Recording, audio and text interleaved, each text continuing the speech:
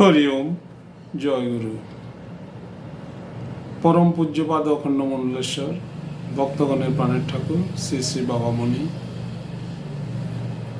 চরিত্র গঠনের আন্দোলনের প্রবর্তক, অখণ্ড সংগঠনের প্রবর্তক, আচরণাল ব্রাহ্মণে মহা ওঙ্কার ব্রহ্ম ও ব্রহ্মগায়ত্রী মহামন্ত্রের অধিকার প্রদাতা, যুগস্রষ্টা,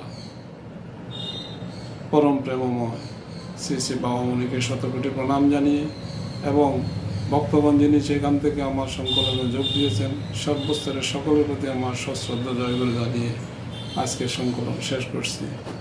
hello my channel followers,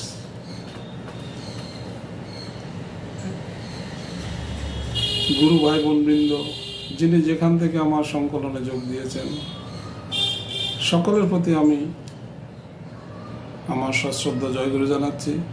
Swarupananda বাণী পঠন পাঠন অনুশীলন এবং প্রাত্যহিক ঘটনাবলী এবং প্রচলিত ঘটনাবলী নিয়ে আমার চ্যানেল পরিচালিত হয়। আশা করি শেয়ার, কমেন্ট, সাবস্ক্রাইব করে সাথে থাকবেন। চলুন আজকের সংকলন শুরু করি। আজকের সংকলন শ্রী শ্রী বাবামণি ওনার সাহিত্যের অংশে উল্লেখ করেছেন শ্রীমৎ ভাগবত গীতায় 18টি অধ্যায়ের প্রত্যেকটিকে যোগ বলে চিহ্নিত করা হয়েছে।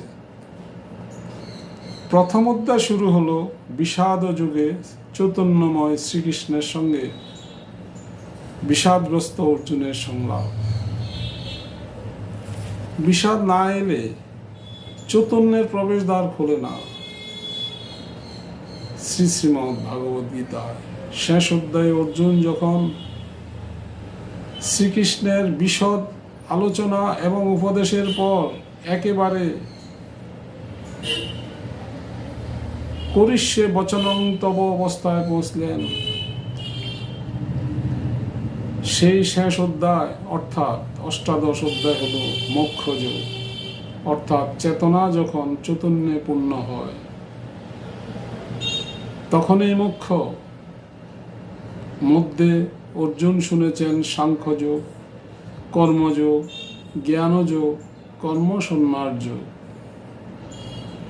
অভ্যাস যোগ বা ধ্যানযোগ, জ্ঞান বিজ্ঞানযোগ, অক্ষর ব্রহ্মযোগ, গুজ্জাতি গুজ্জ কথায় ভরা রাজবিদ্যা রাজগুজ্জ যোগ।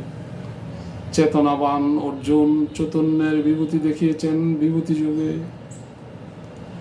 শোনা, দেখা এবং প্রবেশ এই তিনটি